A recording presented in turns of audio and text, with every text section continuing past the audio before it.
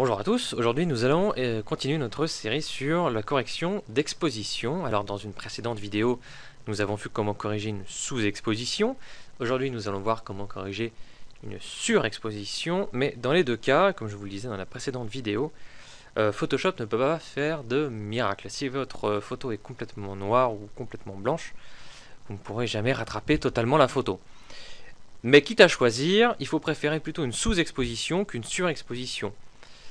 La surexposition, en fait, on est très vite limité, on perd très rapidement les détails. Là, vous voyez, on a un cas de surexposition où on est quasiment à la limite de ne pas pouvoir récupérer les détails sur la peau.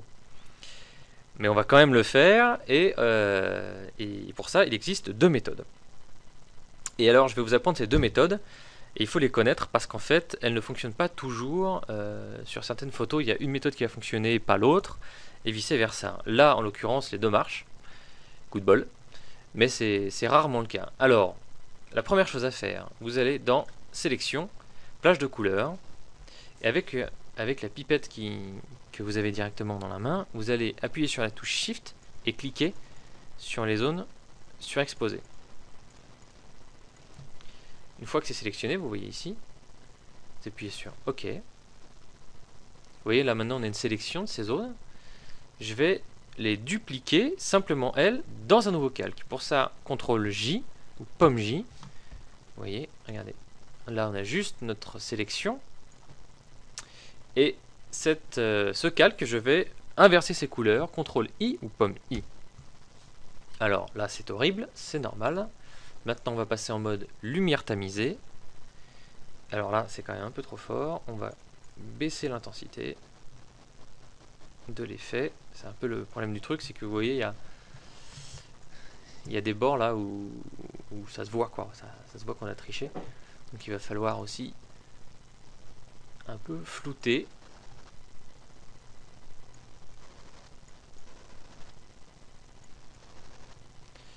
Voilà, avec un léger flou gaussien, on rattrape les problèmes.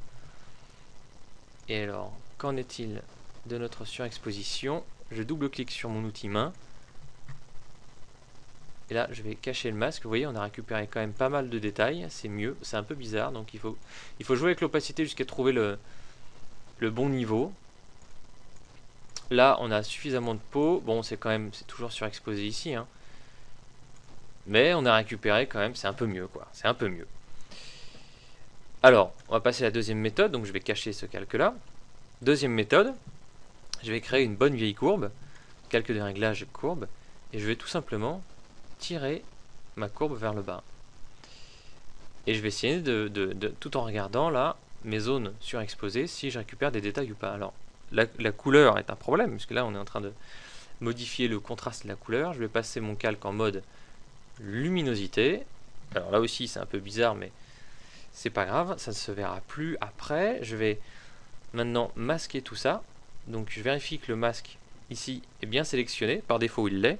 CTRL I sur un PC, pomme I sur un Mac, vous voyez, on passe du blanc au noir et on a totalement masqué nos informations. Maintenant, je prends mon outil pinceau. Je vais un peu vite, mais vous pouvez voir et revoir cette vidéo à l'infini et donc maîtriser progressivement toutes les étapes. Et vous voyez, je vais tout simplement peindre sur mes zones à problème, faire revenir des détails. Hop, un peu ici, un peu là. J'ai oublié de vous dire, mais c'est important, n'utilisez pas une opacité à 100%, vous utilisez une opacité à 40%, et vous peignez, et vous repassez jusqu'à ce que ça aille mieux. Maintenant, on fait avant-après. Voilà, on a récupéré quand même pas mal de détails. L'avantage de cette méthode, c'est qu'elle vous permet de doser l'intensité. Et tout en revenant sur... vous voyez, vous pouvez encore jouer sur votre courbe. Vous pouvez même la mettre en mode normal. C'est pas en mode fondu, en mode normal. Si jamais vous avez envie. Voilà, et ben on est pas mal. Regardez, avant, j'appuie sur la touche Alt de mon clavier et je clique sur l'œil là. Avant, après. Et voilà comment récupérer une légère surexposition sur vos portraits, sur vos personnages.